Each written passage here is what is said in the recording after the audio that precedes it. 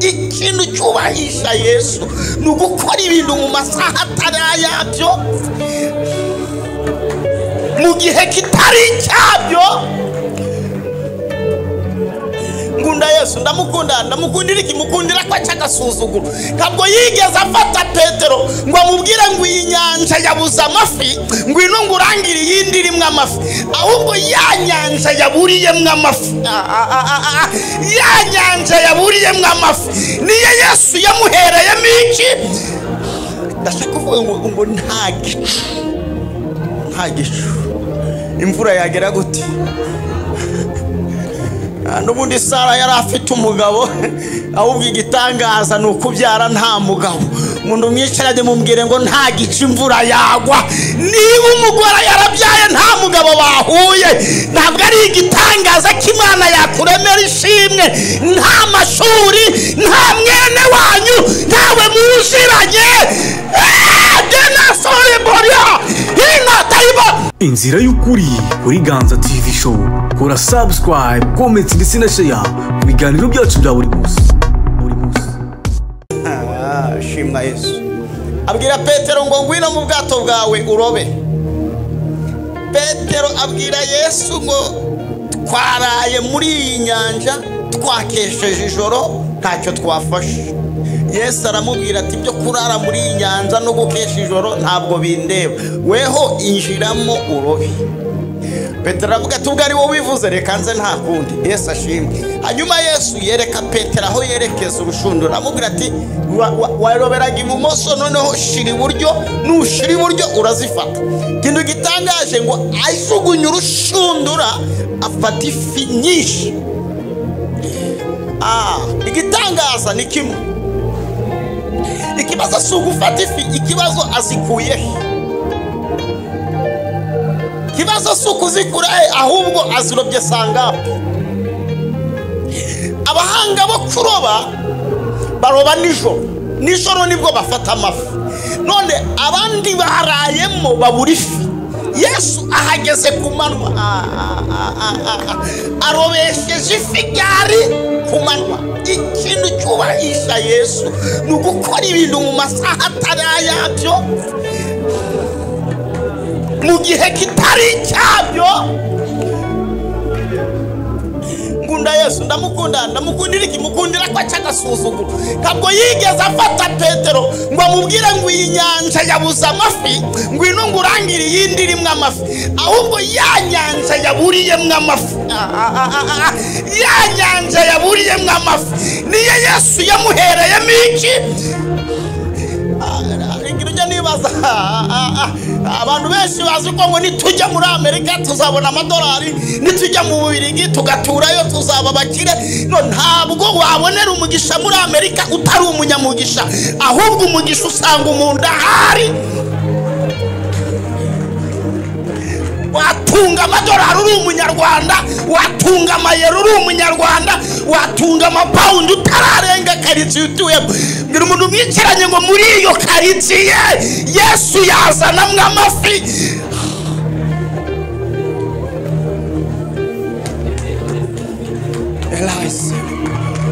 Muri iyo karitsiye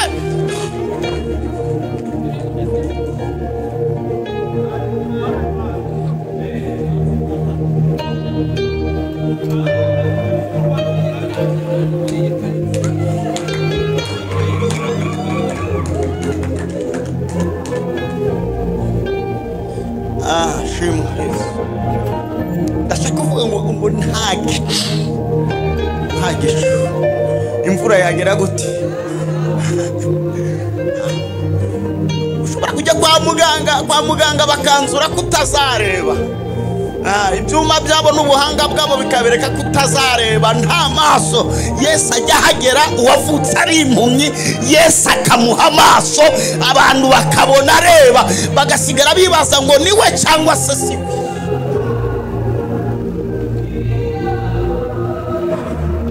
Maze iminsi mvumbuye ikintu gikomeye, namenye ko Imana yabishatse nta muntu utabyara. Ngo nyine hari uwo ngiye kuvugana nawe, ni muhumure.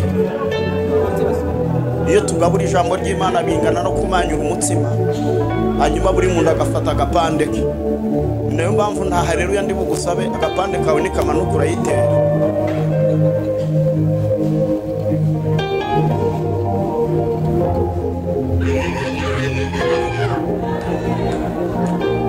Naje kumenya ko kwa muganga bagupimye bagasanga mu nda yawe nta ntanga zirimo, bakemeza kutazabyara. Nta gice imvura yagira gute yagwa, umuntu bapimye bagasanga nta buzima bwo kubyara afite, yabyara.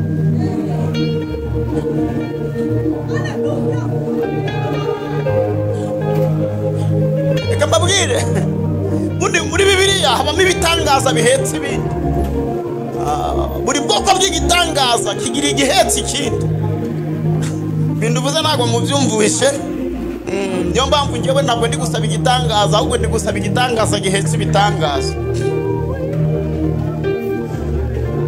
Buriya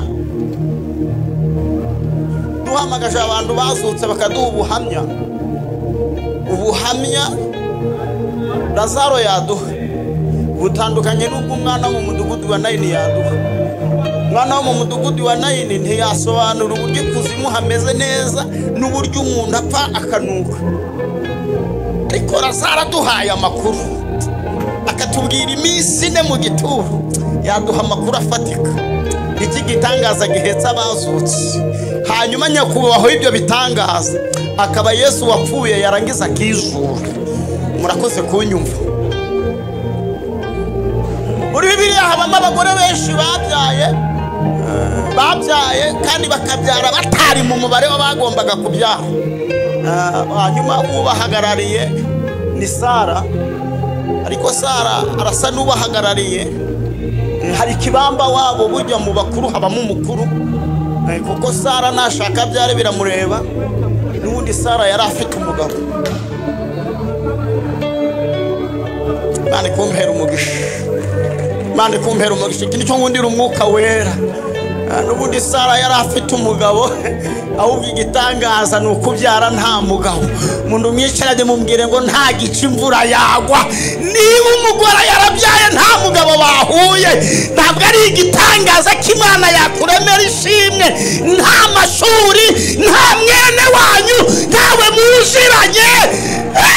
Dena sore boria hina taiba.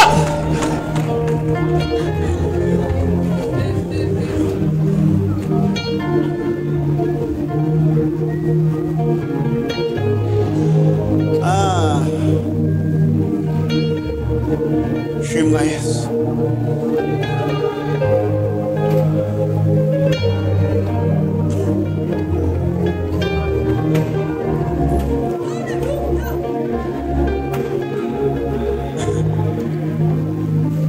Musumwe muri Isirayeli habaye ikibazo. Ikosa rikorwa n'umuntu utemerewe gukosa. Hari igihe umuntu akosa ariko ugasanga ntiyemerewe gukosa.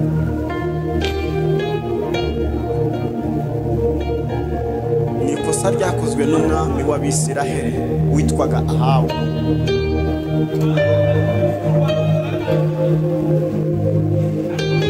Isiraheli yari ifite amasezerano n'Imana yo kudaharika Imana yabo, ariko Ahabu abirengaho ari umwami, azana umugore w'umunyamahanga witwa Yezebeli.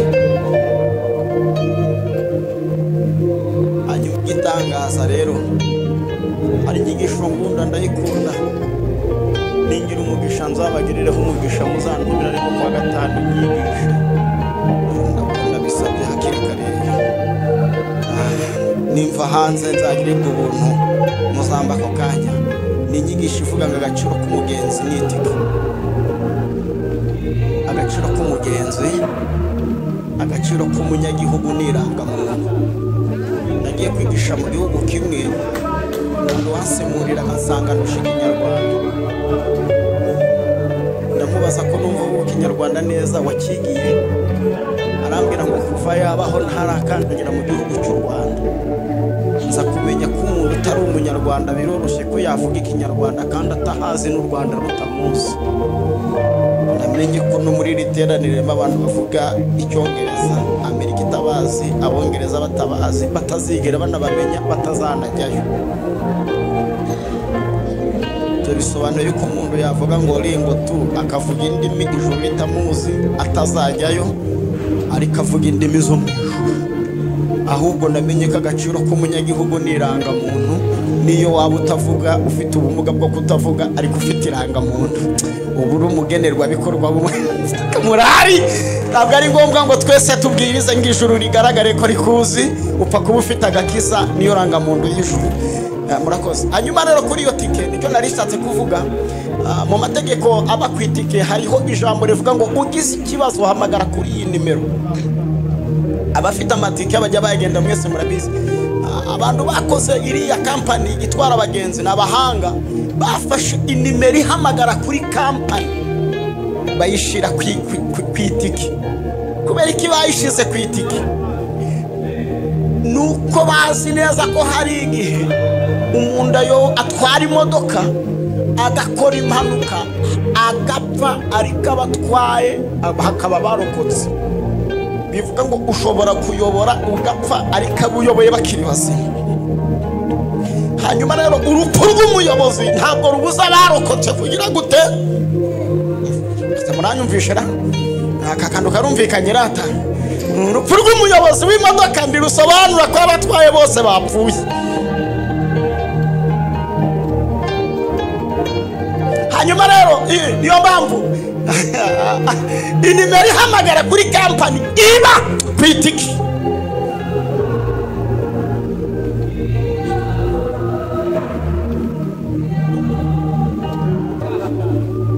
Nguhaye itike ugasoma inomero zihari narangiza ngayikwambura, byagora kongera gusubiramo iyo nimero, kubera ko iyo nimero ntabwo ifatwa mu mutwe, ahubwo iyo nimero iba ku itike. Dore impamvu abantu bahamagara Imana ntiyitabe, nuko bahamagara ijuru nta nimero bafite. Ko kinomero ihamagara iri ku itike. Hanyuma navuga giki? Niba tugiye Nyagatare duturukiye Kigali, imodoka igapfura Rwamagana, hanyuma shoferi agapfa ariko akavamo abarokotse, ntabwo badusubiza i Kigali. Baravuga ngo undi mushoferi naze azane n'iyi modoka, hanyuma atwara abantu bagize gute, barokotse. Iyaba umuyobozi apfana n'abayoboye tuba twarashize, ariko turashima Imana. Haleluya! Hari amahirwe. Murakoze kunyumva. Hanyuma rero Ahabu yarapfuye, abayobora basigara ari bazima. Azana umugore w'umunyamahanga. Uyu mugore nawe akagira mugabo ise wagiraga ubuntu butangaje. Niwe muntu watanze ibishingiranwa mu birongoranwa hazamo Imana. Yaravuze ati mukobwa wanjye aho ugiye utazaseberayo, amukubita ibimana bibiri, kimwe cyitwa Bali ikindi cyitwa She. Umugabo ngo umugore azana ibishingiranwa arimo arapanga ibitengaha ibisahana hangaha, agiye kubona n'ibigirwamana bibiri ngibyo biraho ngati sheri. Ibi ni ibikibazo nyati vuga kake bitakumva nabi, izi ni Imana nakuzaniye. Umugabo ati bimeze gutati, iya mbere yitwa Bali, iyi imanura umuriro, nta muntu uyobora adafite abamwanga. Hanyuma nihagira abakurwanya uzayihamagara imanura umuriro ibagutwikira. Umwami ati iyi niyo nari nkeneye. Iya kabiri yitwa Shera, iyo ni Nyembuhwe. Iyi mvura yabuze ihitegusha imvura, aha batagasuzuguro karashize. Hanyuma rero gahunda ni ukwamamaza Imana ze. Ahamagara abatambyi aravuga ati imvura yanga kugwa dufite Imana, baturwanya dufite Bali, mwese musenge. Abanyantege batangira gutsengera Bali na Shera, abihagazeho barabica. Bibiliya iravuga ngo umugabo witwa Eliya umusuhuki witeshubi, maze Bibiliya ndayikunda ivugwe ingano ye. Navuze ngo agaciro k'ikintu ni iki kirimo, ntabwo ari icyari cyo. murakoze kunyumva ngo yari umugabo mugufi, kabiri ngo w'imbwembwe. Kugira ngo imbwembwe zigaragare bisobanura ko yambaraga umwenda utuma imbwembwe zigaragara. Mu Yesu ashimwe cyane, amen. Icya gatatu ngo yari umugabo w'uruhara, uturutse mu cyayo tishushube. Uyu mugabo umurebye ukamupima ku biro, ikindi umurusha ni ubunini, ariko ubugufi turajya kungana. Sasa reba umuntu ugana nanjye noneho unanutse, Yesu nyiringabo we, ariko n'ubwangana gutyo muri we hari huzuye mima. Agaciro k'umuntu ntabwo ari icyari cyo, agaciro k'umuntu ni ikimurimo. Murahari iki turimo nicyo kiguhesha agaciro.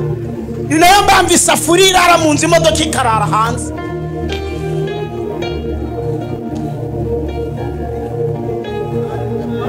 Imodoka irahenda ariko nta kiyirimo. Isafuriya igura make ariko irimo ibiryo bya bosi. Iyo urimo ibiryo bya bosi bakuraza mu nzu. Agaciro kawe ni iki kurimo,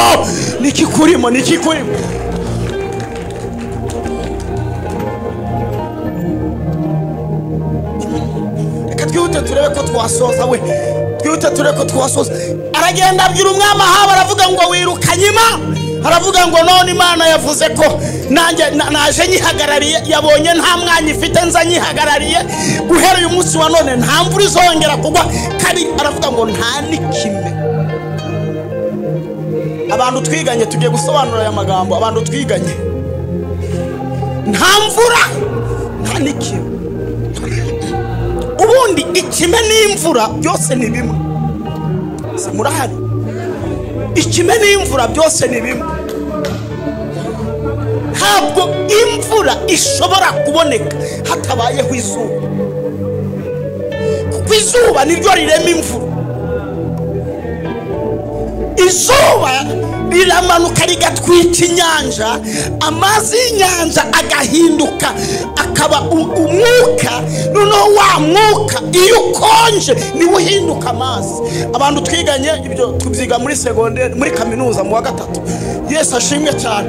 N'uyandi magambo, abagore baraha buri munsi bakora imvura ariko ntabyo bazi. Kugira ngo umenye ko wakoze imvura niki, nigi ufata amazi ukayashira mu isafuriya ugacanira, wapfundura ku mufuniko ukahasanga amazi. Ariya mazi yavuye ni yandi washizemo, wayacaniye arashuha ahinduka umwuka. Ageze ku mufuniko abura uko agenda, arangije arahagarara. Iyo ubukonje buje ahinduka amazi. Ubukoze imvura.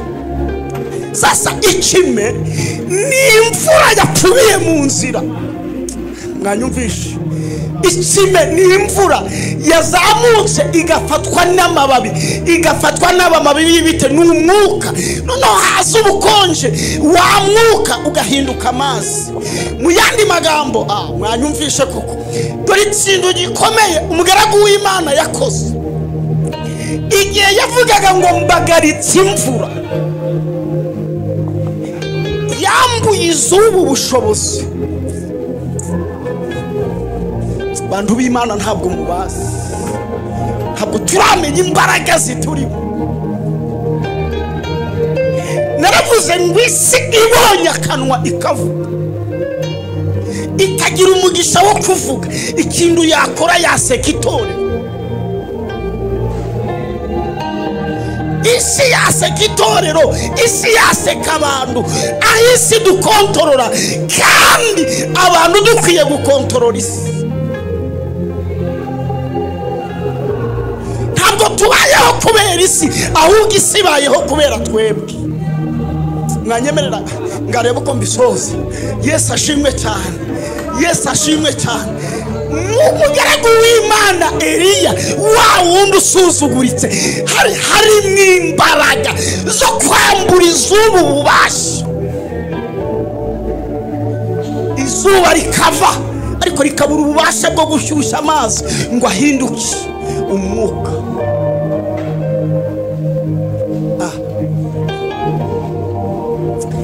Cyaduha umunsi umwe Imana ikazadukora ku maso, tukongera tukumenya agaciro kacu, tugahagarara muri za mbaraga Yosuwa yari afite. Ubwo yagiraga izuba ngo hagarara, akabwira ukwezi ngo hagarara, abahanga baraha bakumva ari ikosa. Yes, ni ikosa ko n'ubundi izuba ntirigenda. Ubwo bakoresheje imvugo buri muntu wese yakumva, kuko kubwira umwana yuko imodoka iri kugenda kandi abona ibiti biri kugenda biragoye. Ntabwo wabwira umwana ngo harimo haragenda imodoka areba mu idirishya akabona ibiti birimo biragenda. Imana ishingiye ahantu uvuka naho ukomoka, kukubwira ko isi igenda utararenga karitsiye utuyemo biragoye. Bahisemo kwandika rero ibyo uzumva.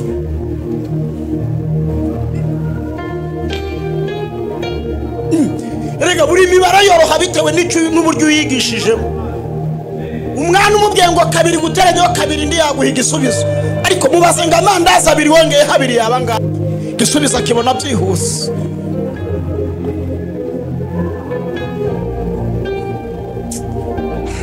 Shimwa Yesu. Amen. Amen.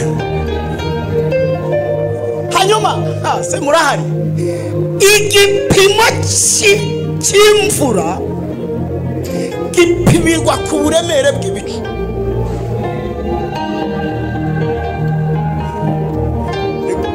Nari kujya ku musozi. Igipimo cy'imvura gipimirwa ku buremere bw'ibicu. Nibwo bapima ngo hazagwa imvura ingano cyane, ariko ibyo bipimo babihabwa n'imvura. Igipimo cy'umushahara uzahembwa gipimirwa ku yo wize.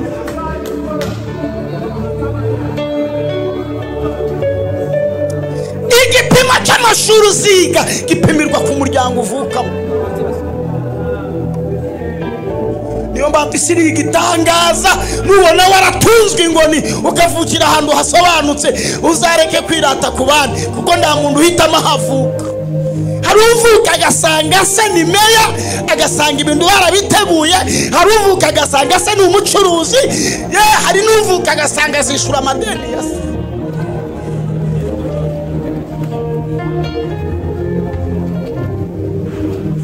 Nishano we usikoriga umuntu avuga agasanga nyina n'umurozi, wajya ukata ukabona bari kuguhunga bari kumporiki nyokararuka. Hari n'uvuka agasanga wabone mbega byaratungaye. Hanyuma rero ndashaka kuvuga ngo ibyo bipimo bapimiraho, ibipimo bagira gute bitahari, Imana yakora. Imana yagira gute rata? Beruka kubona ko buri kintu cyose kigira igipimo cyacyo. Buri gipimo cy'icyubahiro kigaragazwa n'icyo wajemo. Murahari maze imyaka itagira ingano mbwiriza, ngajya kubwiriza hanze, ariko kibazo ngagenda ndeze jagwa ngatega tiriniti. Nta munsi n'umwe ntajya kubwiriza ngo umugore wanjye duhurire Nyabugogo waje kunyakira. Nta munsi n'umwe ndamubona duhuriye 12 aje kundeba, kandi ngo mvuye hanze maze y'ameza ngahe. Ariko Imana yakwisi igitangaza, nzana indege ngera i Kigali saa 8, sanga umugore n'abana n'indabyo ku kibuga cy'indege. Kavuga ubundi ko najyaga nza mbazanye n'amafaranga ndi mundebe, none mwazanywe n'iki? Umuntu mwicaranye ngo icyubahiro cyawe kizapimirwa ku byo dufite.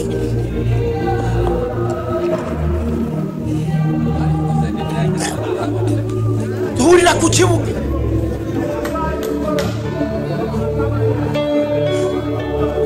Noneho ndashaka sobanure soza. Haleluya rata. Haleluya rata. Mubwire ngo nta mashuri. Uwo muntu mwicaranye mubwire ngo igipimo cy'amashuri ari 0. Imana yaguha umushahara. Imana yaguha umushahara.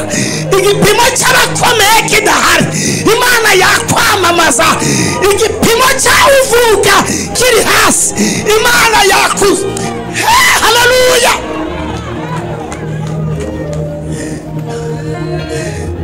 Imana igusha imvura, ikagusha imvura nta gicu, ntabwo umugaragu yaba umwami. Biravuga ngo hari ibintu bine ngo iyo bibaye isi ihinda umushyitsi, ngo icyambere ngo ni igihe umugaragu ahindutse umwami. Imana yafashe Dawidi imukura mu ishyamba imuhindura umwami. Nta gisanira cy'ubwami, nta muryango avukamo ukomeye. Ngo icya kabiri ngo ni igihe umuja asimbuye nyirabuja. Uwinjiye mu rugo yoza amasahani, Imana ikamwinjiza muri urwo rugo ukarusohokamo, agasigara yitwa mabuja. Yabikoreye Esiteri, Vashiti arasohoka. Esiteri w'umunyagano, Esiteri utazwi, ahinduka umwamikazi.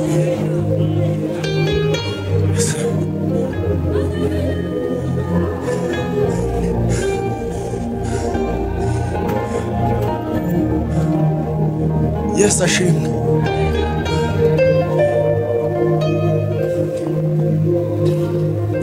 Hanyuma niba Imana yaraboneye umwana ikamubonera Elizabeth, ikamubonera nde, nawe yamukubonera.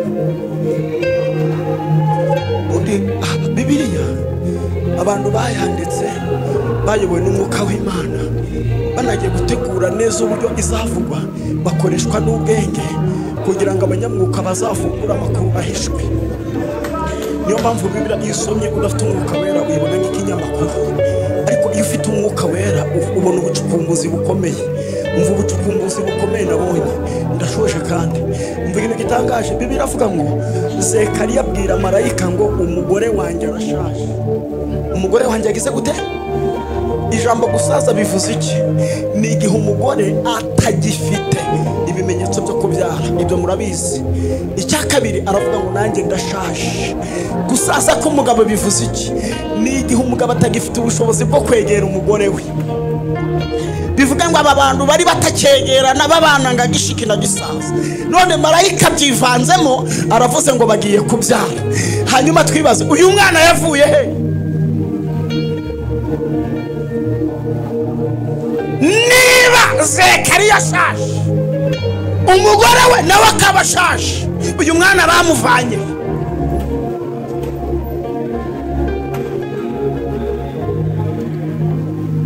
Murakoze. Kugira ngo umenye aho uyu mwana bamuvanye, wabanza kumenya ngo uyu mwana yitwa nde. Nibwo wamenya aho uyu mwana yavuye. Uyu mwana yitwa Yohana. Hanyuma Yohana ninde? Yohana ni Eliya. Hanyuma Eliya ninde?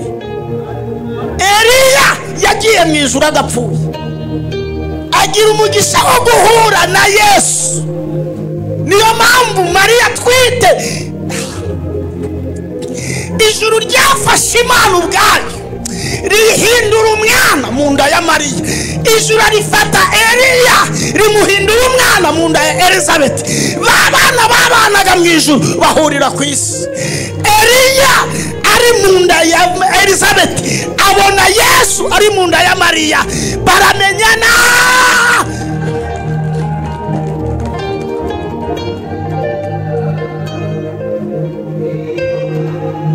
Hanyuma umuntu utagira umwana nishaka ifate Mikayeli imuhindura umwana mu nda yawe. Nishaka ifate Kizima avuga ngo nta ntanga umwana yavuka. Haleluya. Nta gicu. Siko shoje tugiye gusenga.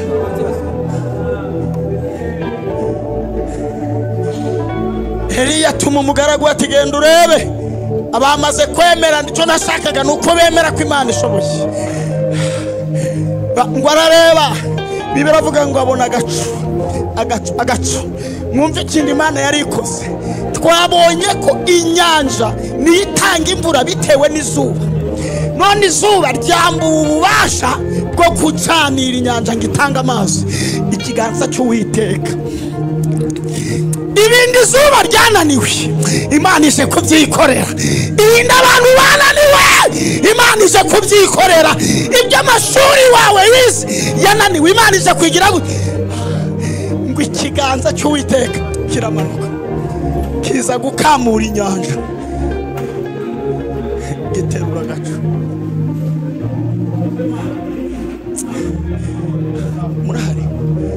Murahari ndashaka kiganza kimanuke kijye kureba aho ibyawe byazikiye,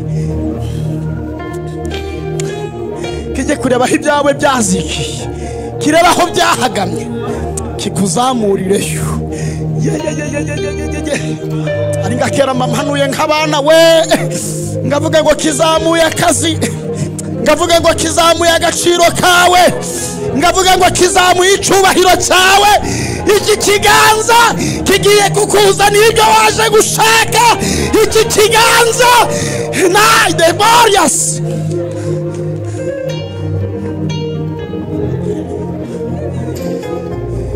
hazamutse agacu gato, ngareka gitegereje, ngabona kangana n'ikiganza. Akamubwira ati nicyo mbonye inyanja, ikindi bashije gutanga ni ikiganza kizamuye agacu. Aravuga ngo nyiri icyo kiganza ndamuzi, nyiri icyo kiganza ndabwo ajya aterura bikeya. Iyo yateruye aba yaguteruriye, iyo yakuzaniye aba yakuzaniye. Abwira umugarawe ati genda ubwira ha, ubwo aka gacu kabonetse, ubwo agacu kagize gute, nave mu nzira hakiri kare. Aratinda, imvura igiye kugwa iramurangiza kubera iki kiganza ndigiterura bike. Zaburi yaravuze ngo mu kiganza cyayo ngo iyo yateruye ikakirambura ngapfumbatuye, ngagize gute, agize gute. Ntabwo wapfumbatura umuntu utari upfumbase. Narimbuze ngo maze iminsi apfumbase, yarapfumbase biragucanga, arapfumbatura ashiyakisha biranga, ariko arapfumbatuye. Yapfumbatuye ngo buri muntu wese akuramo abantu bose bo ku isi. Humura ndawe uzagucura. Tugiye gusenga. Ahawe iruka, imvura itakunyagira, ngo ahaba ariruka yicaye ku mafarashi ye n'igare rye. Eliya mwirukanga inyuma n'amaguru. Igitangaza rero ngo imbaraga z'Uwiteka ziza kuri Eliya, ziramubwira ati ari n'igare ari n'amafarashi, ariko wowe nta gare nta mafarashi. Nuko kuba turi kumwe tugiye kumwereka uko bagenda. Ndafashijwe kandi uyu muntu mwicaranye mubwire ngo guhaguruka barahagurutse, mubwire ngo kandi bafite n'ibyabahagurukije, ariko nawe Uwiteka araguhagurukije. Uwiteka araguhagurukije ngo barirukase. Eliya aca kuri Ahabu. Hari abantu Imana igiye guhagucaho nubwo bari n'amafarashi, ugiye kubatambukaho.